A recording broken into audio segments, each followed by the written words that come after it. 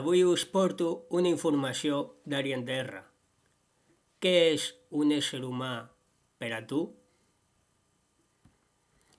Intentar definir què és un extraterrestre és una cosa molt complexa i com la majoria de les coses que existeixen a l'univers, el seu significat depèn de tantes perspectives com consciències i són tantes les maneres en què aquestes perspectives poden evolucionar que ens trobem amb una infinitat de potencials respostes.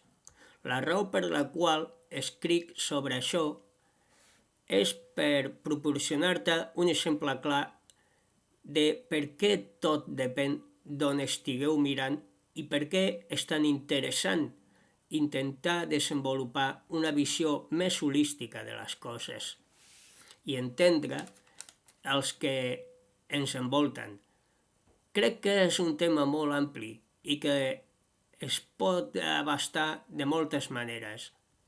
Hem pres com a criteri socialment acceptat o no dins del planeta de Terra que l'extraterrestre difereix de l'humà en la seva situació o la seva identificació dins o fora del mateix planeta. És a dir, si vius dins de la societat terrestre, parlant en termes generals de localització, però no de manera de vida. En això entrarem més endavant.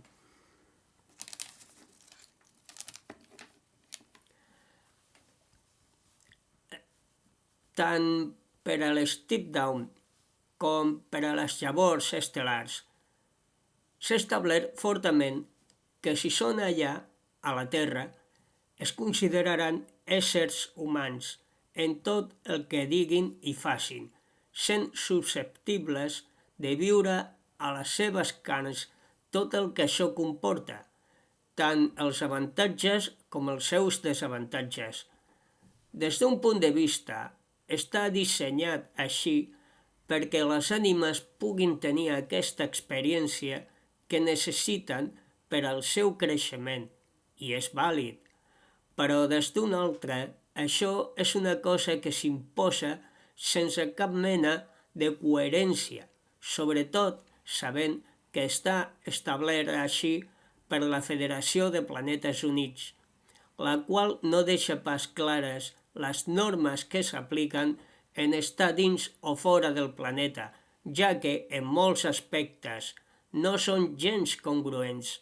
Aquesta incoherència ve, en primer lloc, perquè les normes són emprades segons els hi convé, sense prendre en consideració les circumstàncies personals de cadascú, encara que aclareixo, per descomptat, que sempre, en un context en què res és completament blanc o negre.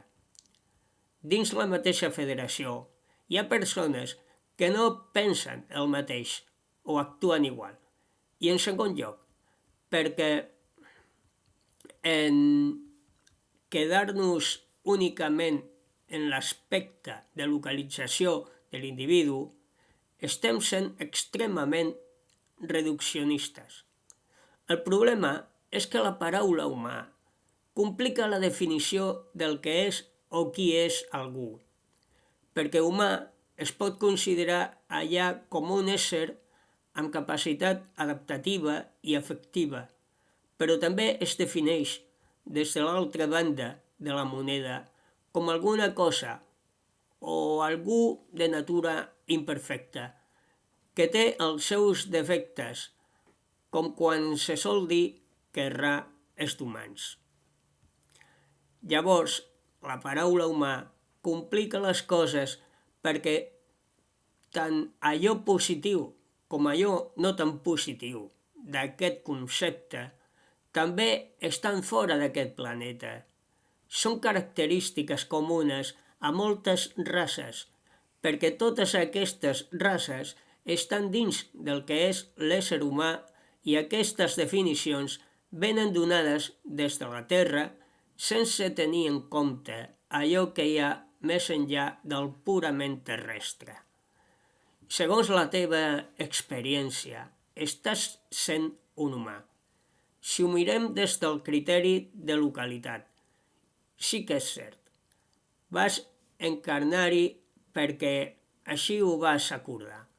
Però si parlem des de l'enfocament d'una consciència amb un desenvolupament o un nivell una mica més avançat d'evolució, el fet que estigui allí immersa en la seva societat no significa que els seus valors o la seva manera de pensar hagin de ser exclusivament, de certa manera, que hagi d'estar subjecte a aquesta societat.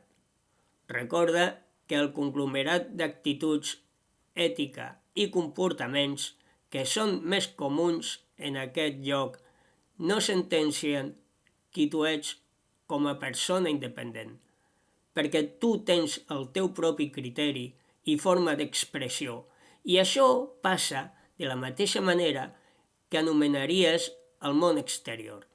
Per això parlem de com és d'important adonar-se que una persona és una freqüència, una densitat, i no el que l'envolta.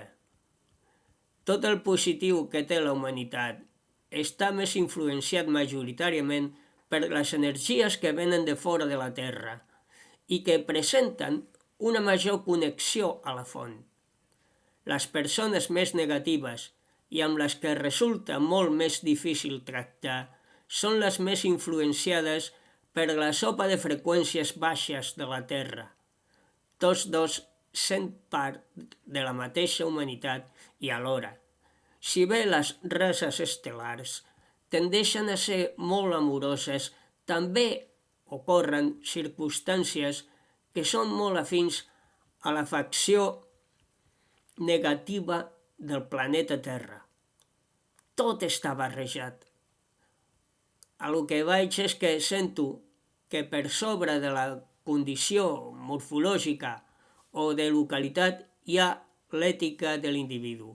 Des de l'ètica i els valors és des d'on podem començar a definir millor qui és qui. Però també depèn de les freqüències amb què més et deixes influenciar.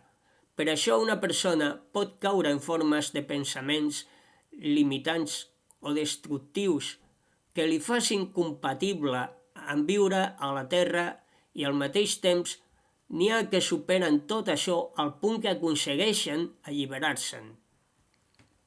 En ambdós escenaris, tots es poden haver considerat humans en algun moment, però uns van anar pel bon camí i altres es van extraviar una mica.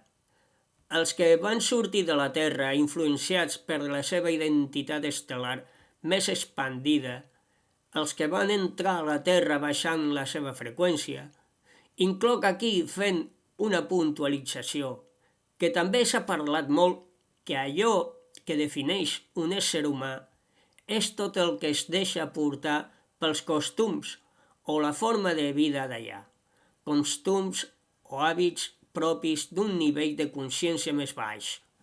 Referint-me, per exemple, a aquells amb tendència autodestructiva, tot i saber la persona que s'està fent mal a si mateixa. Però és que fins i tot aquí, una vegada més, està exercint un paper important del nivell de consciència d'aquesta persona per entendre que aquests costums li poden fer perdre el nord.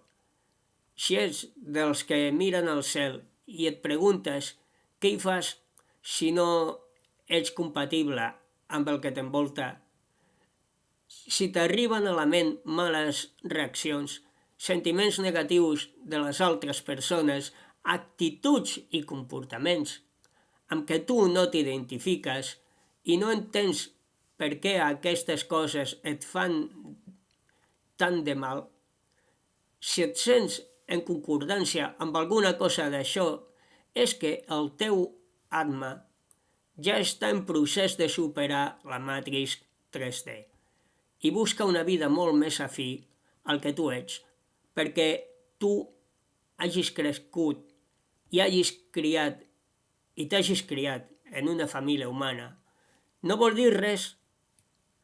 Si no et sents en aquest mateix nivell de comprensió de la realitat o no concordes en interessos o en maneres de procedir, les teves circumstàncies natals no dictaminen que estiguis condicionat a ser humà. Si no et consideres com a tal, és perquè dins teu hi ha una espurna, un record, un sentiment que et diu que senzillament no ho ets. Escolta't a tu mateix i assegura't d'exercir per tu mateix la responsabilitat de descobrir la teva identitat. Espero que si així ho desitges, ho esbrinis aviat. Arien DR. Ja heu sentit aquestes paraules d'Arien DR. Jo ja vaig buscant una altra alternativa fa temps, amb la qual em sentia més afí, com diu Arien. Ara us deixo perquè penseu sobre això i mireu a dins vostre a veure què hi trobeu. Gràcies a tots per participar, pels likes i comentaris i per compartir. Gràcies també als moderadors. Sempre al meu cor.